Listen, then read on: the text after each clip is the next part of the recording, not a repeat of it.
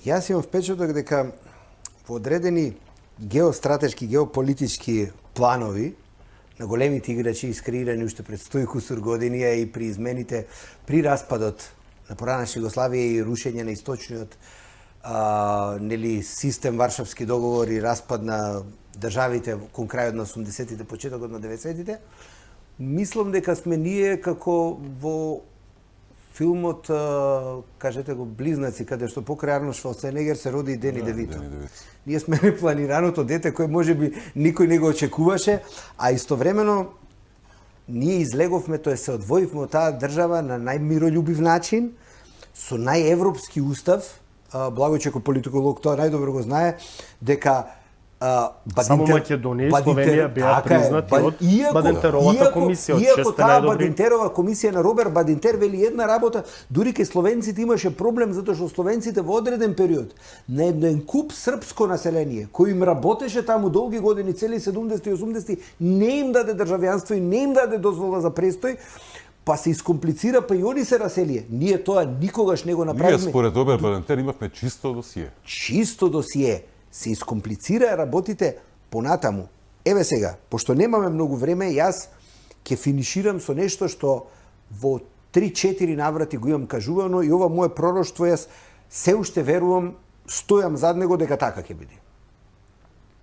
Македонија, без оглед што прави, во догледно време и да почнат преговорите, членка на Европската Унија нема да стане.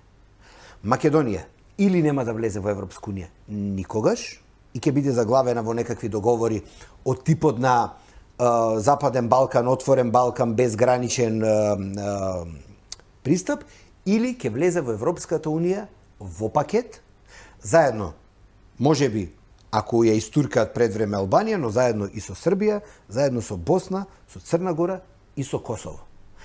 Како што гледате, на Косово веќе му најавија визна либерализација. Мислам дека со тоа и притисокот комуникацијски и кон Македонија на косовското население, кое сега во моментот, видите, косовското население воопшто и да има и да нема визи не претендира ни на шетање, ни на туризам, ни на било што кон Србија.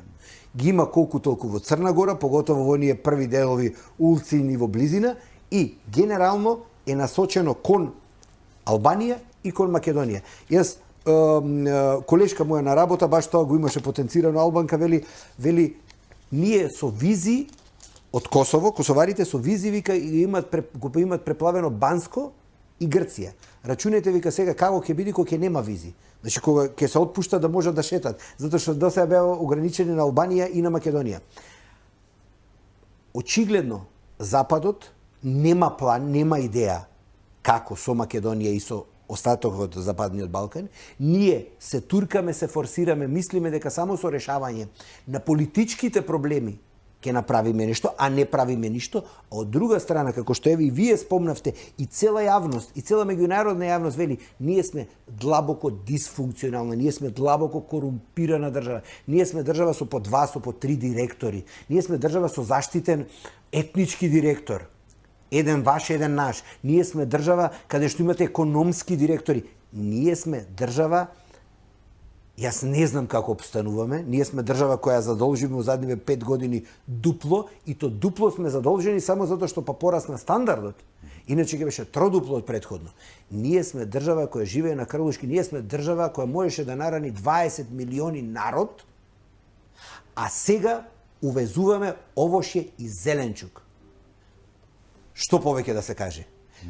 Јас не сум евроскептик, јас сум скептичен за тоа дека и оваа власт, и оваа европска гарнитура било што ќе придонесат за да Македонија и македонецот се почувствуваат дел од Европа, а од друга страна македонецот станува дел во Европа еден по еден. Еден по еден во Германија, во Швајцарија, во Австрија, таму станува. Но знаете што? Најголемите евроскептици и најголемите хейтери и најголемите борци за Македонија и за македонштината живеат на запад. Уклучите ги социјалните мрежи, уклучите кого срце го боли, што работи нешто испод чест, но за пристоен денар, за пристојно евро, во некоја држава која има стандард и се бори да си го нарани семејството и фамилијата и се бори за Македонија. Така да јас многу емотивно сваќам кога ќе земе некој наш политичар, дојди, врати се, бори се од тука. тие луѓе отишле од Зорт. Никој не отишол низ белиот свет, оти му е убаво. А овде како функционира оваа наша држава, навистина е одвратно. Тоа. Ако може да